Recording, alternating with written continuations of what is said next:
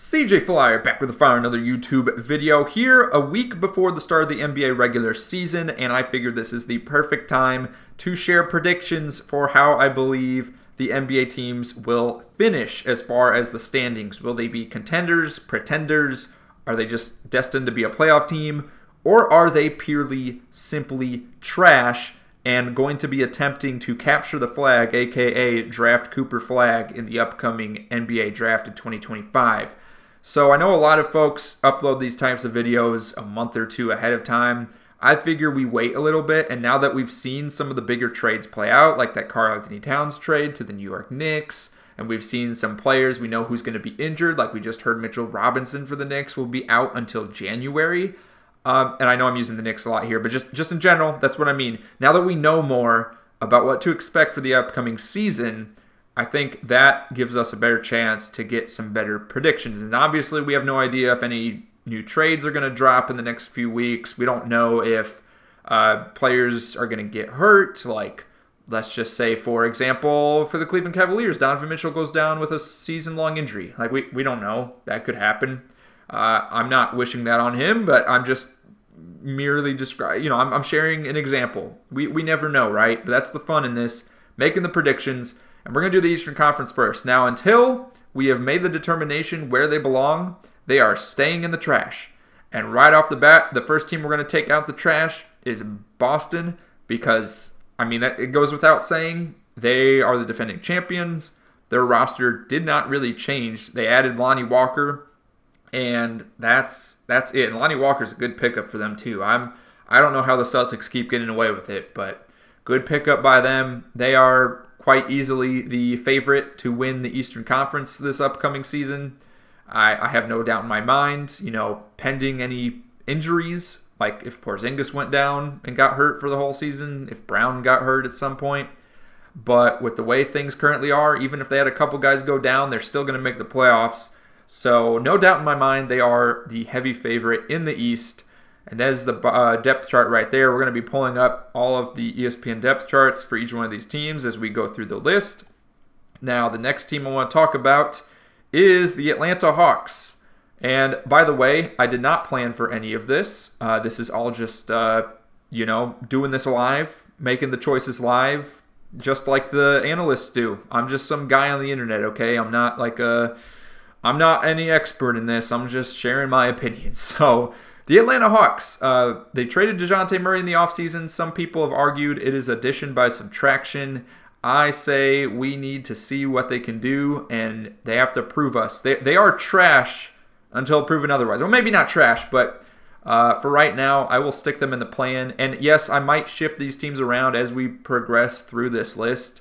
There's, I might put the Hawks in plan for now, but if I start putting teams in these other two top categories and realize we only have like 4 or 5 teams there, I might shift the Hawks up to a pretender. But I don't think any Hawks fan thinks that the Hawks are even pretending to go for a championship. They're just trying to make the plan, or at least try to make, be a 7th or 8th seed in the playoffs this year, I would think. But Hawks fans, sound off in the comments if you think otherwise. Now the Cleveland Cavaliers, that team, very interesting. They have locked in some of their guys long term, but otherwise, they didn't make a whole lot of changes to the roster at all. And to be honest, that kind of surprises me because they must really believe in these guys, truthfully. They struggled against the Knicks a couple years ago, and then this last season had that 7-game series against the Magic before making it to the conference semifinals to lose to the Boston Celtics. Which, of course, no shame in that, but, you would think that they would try to shift things around a little bit, but they must really believe in these guys. Third time's the charm. They made it to the conference semifinals, and maybe if the cards are dealt the right way, they could end up like the Pacers and make it to the conference finals this year. I just don't think they are a top 2 or even a top 3 team in the East at this point. And we'll go into, who I think is the top 2 or top 3 in the team in the East. But the Cavs are definitely pretenders at this point. They're likely going to finish around that 4 to 6 range mark again. And that's just a matter of fact. I don't see them they're just kind of middle of the road. They haven't made any improvements other than, guys progressing as they do. And granted, Mobley's still young, but yeah, I don't. They're not contenders yet. They're not a top 3 team in the East, and they might not even be a top 4, truthfully. So next we'll talk about the Pistons, or maybe we won't, because Pistons belong in the trash. You know what? Let's get this out of the way. Pistons are in the trash. Hornets are in the trash. Wizards are in the trash. Raptors, I feel it's kind of unfair to say that they're in the trash, but they're definitely, I don't know, maybe they're, we'll talk about them later. Bulls are in the trash. So these last 4, most definitely, and the Nets. How could I forget the Nets? These last 5 I'm putting in the trash for now. We might move them up in a second depending on how many teams we got here. Ideally, we got 2 teams, 2 or 3 listed as contenders, 3 or 4 listed as pretenders, 4 listed as play, and the rest is trash. So one of these guys might slide up. We'll talk about them in a second. But first things first, the Pacers, the other team that made the Eastern Conference Finals this year. And this team is interesting because I don't think they're bad, but I think they're one of those teams that made it to the conference finals a little bit early. I see them as kind of like a 2021 Atlanta Hawks, or like was it 2019 or 2018 Trailblazers when they made the conference finals? I don't think this team's going to make a repeat conference finals appearance. I don't have the faith that it's going to happen, at least not this year. So their team, relatively the same as last year. They added Ben Shepherd, the rookie, as well as Jarris Walker. So they got some promise. I still think they'll be a solid team, but I think they're a pretender. I don't think they're a contender. I don't even think they're going to make the conference finals again. Milwaukee Bucks. This team is, I don't know. It just feels like a disaster in the making. Having Darvin Ham and Doc Rivers. What a duo to coach an NBA team, right? They got Dame. They got Giannis still. Middleton is he still looks like he can play, coming back from injury. So, but, yet to be determined how it will go in key games and in the playoffs. I don't think this team is bad, but I do lean towards making them or listing them as a pretender rather than a contender. Just because of the injury troubles with Dame in the past, and Brook Lopez ain't getting younger. He's getting quite old, actually. And if we look at the Bucks bench, I don't think they got that depth to really contend with the top teams in the East. I really don't. And that coaching duo scares me, and not in a good way. It's a bad way. Bucks are pretenders for sure. Knicks. Now, Knicks are also pretty interesting because they're a team that, and people are going to think this is controversial, and that's fine. I want to be my own person with my own opinions. I don't want to just mirror everyone else's opinions in the NBA discussion space. But I think the Knicks are one of those teams that could quite easily be a contender, and at the same time, they might surprise a lot of people and be one of the worst playoff teams in the East. I could definitely see that happening, and the reason why, Mitchell Robinson being out until January, they got Karl-Anthony Towns starting at center. The only other player that realistically would be a good slot in for the center position would be Precious Achiuwa, who's a bit undersized, and then I guess Jericho Sims. There is a chance this Knicks team could utterly fail, and I don't think a lot of people are really willing to talk about that just because of all the excitement. And I understand the excitement, especially bringing in Mikal Bridges. You got OG Anunoby, and now you got Karl-Anthony Towns. So, I mean, the starting lineup has significantly improved. There's no doubt about that. But Towns has definitely shown in the playoffs that he can have his moments of mediocrity. And OG has shown his injury troubles. I think there's a real chance that this Knicks team could be out in round 1 and really surprise people. That being said, at this moment, I do still believe that they are a contender. I don't think they're a pretender. But I think they do have some glaring issues that could prove to kind of put them in a position where they don't make it very far in the playoffs. So, yet to be determined, but we will see. Now, let's talk about this Philadelphia 76ers team, because that's another one that is an interesting topic of discussion. You got their big three, Tyrese Maxey, Paul George, and Joel Embiid. Paul George showed in the playoffs last year he can have moments of great games and other moments where he's just pretty awful, to be quite honest. Like, there's no other way of putting it. He had some stinkers against the Mavs in round 1. That did not look very good at all. As far as their bench goes, they're running one of the oldest players in the league, Kyle Lowry, as a backup point guard. They got Eric Gordon, who's also one of the older players in the league. Jared McCain, the rookie. Yabusele from France. That will be an interesting, key role guy off the bench. He could definitely, be a rotation player and be a difference maker, hustle guy. So I don't see him as being a bad addition to the team. You got Kelly Oubre Jr., who's he's up and he's down at times. You never know what you're going to get sometimes from him. And then you got Andre Drummond, which he's going to provide the boards. Outside of that, he's it's Andre Drummond. Do I need to say any more?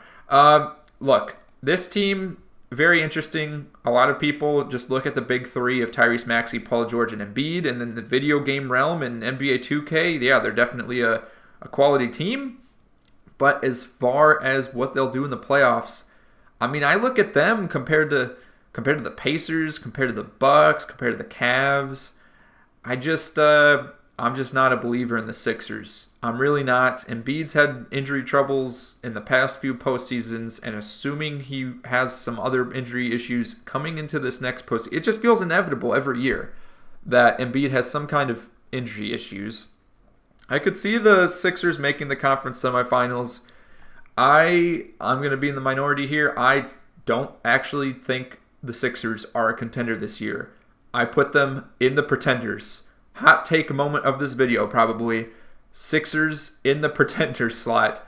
I just think you look at the bench, you got two of the oldest guys in the league. You got a wild card, Kelly Oubre. Andre Drummond is not reliable outside of getting boards, I would say.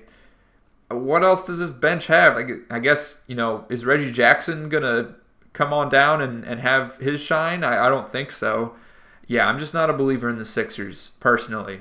I think they're a pretender. I'll rank these pretenders, contenders in a second here, but I just want to cover all of that. Now, as far as that covers the top 6 teams in the East, that is what I believe in no particular order at this moment is the top 6 teams in the East.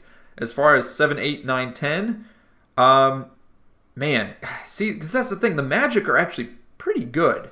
Man, I might need to resort this in a second here, actually. This is what makes things difficult. The Magic got better.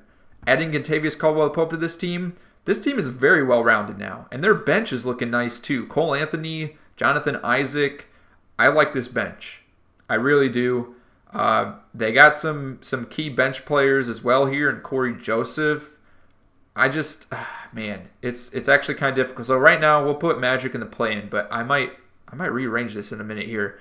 Miami Heat, play-in team. And then I guess we need one more from the bottom 6 here to call them a play-in team, and that would give us our top 10.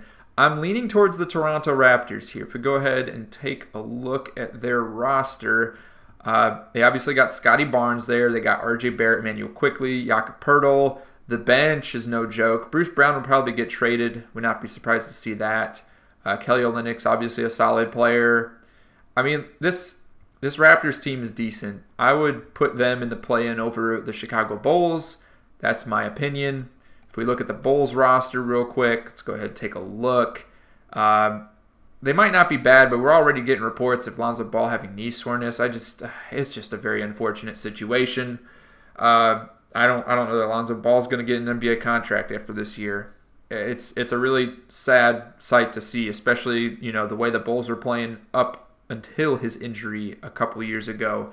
They were the number 1 team in the East, so it's just, you hate to see it as an NBA fan. Josh Giddey, it's a wild card, could be great, could be bad. I think if Giddey doesn't play well with the Bulls, he's out of the league. We got Vucevic, Zach LaVine, who's been on the hot seat for the past year or two now, always in trade rumors. Kobe White's a good player. Patrick Williams is a wild card as far as the chemistry fit. With the reports of him wanting more money last year. This team is, I don't know. I have more faith in the Raptors than I do the Chicago Bulls as far as making the play-in. I think the Bulls got a lot of work to do. They have a lot of guards, too. I mean, look, you got Giddey, you got Kobe White, Lonzo Ball's probably going to get hurt. You just got too many guards here, too many ball handlers. I don't know that it's going to work out very well for them as far as making the play-in, and I'm not sure the Bulls even want to make the play-in if they have their own draft pick. I'd have to confirm on that. We're not even going to look at the rosters for these other teams because I have no faith that they're making the playoffs or the play-in. I don't think we even really need to talk about them personally. Now, let's look again. We got, we're going to put these in order now as far as how I think the standings will shape up. Celtics at 1 for sure. I'd put Knicks at 2. I wouldn't move any of these teams up to contenders. I think these are the 2 contenders in the East. And the Knicks obviously is tough as a contender. I'd almost put them at pretender, but I think they are the team in this entire list of Eastern Conference Finals teams that would contend with the Celtics and give them a run for their money. So we're putting the Knicks at contenders. The pretenders.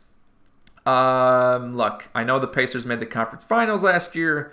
I don't think they're the 3rd best team in the Eastern Conference, though. I guess if I had to choose a team, I would probably put the Sixers there.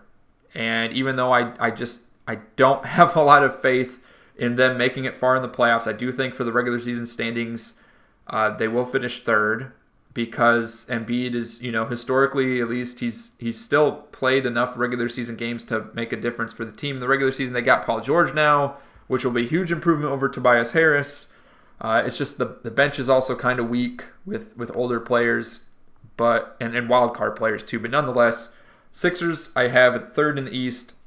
Now this is where things are going to get a little bit juicy because I know I put the Magic in the play-in earlier, and I'm looking at this now and just looking at these, thinking about these rosters and who's going to be starting.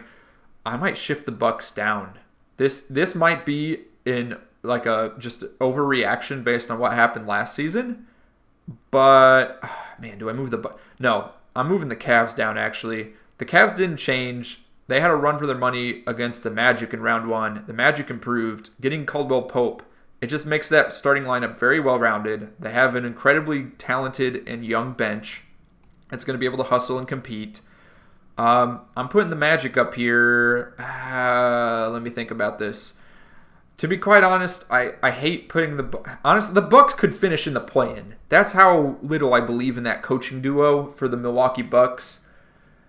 I think Doc Rivers could easily throw Darvin Ham under the bus halfway through the season and Darvin Ham gets fired, and I could also see it going the other way around and Doc Rivers getting thrown under the bus and Darvin Ham becoming the coach in just a very toxic environment. I don't believe in the Bucks anymore, unfortunately, for Giannis Antetokounmpo and that team. Would like to see Dame be able to compete in the NBA Finals, but I don't see it happening with this Bucks team as it stands right now. So I got Celtics at 1, Knicks at 2, 76ers at 3. We'll put the Magic at 4. That's how much of a believer I am in the Orlando Magic this season. That just feels weird saying those words coming out of my mouth, but I think the Magic are 4th. The Pacers, I'd put at 5th, Bucks at 6th.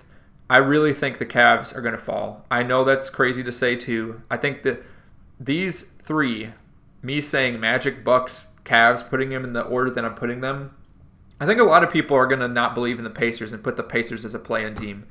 But this is how I feel. Magic at 4, Bucks at 6, Cavs at 7. And then as far as the order of these teams here at the bottom, I know, I'm not a believer in the Heat as they currently stand. I think that roster could change a lot before the trade deadline. I would put them at 8. I put the Hawks at 9. I put the Raptors at 10. And then as far as the order for these teams at the bottom here, who knows? But who's going to be the worst team in the East? I would lead towards the Brooklyn Nets. Either the Nets or the Wizards. Actually, yeah, let's make the Wizards the worst. Nets the 2nd worst. Bulls the 3rd worst.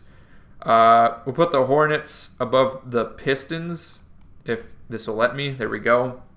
So there you go. That's the order I have.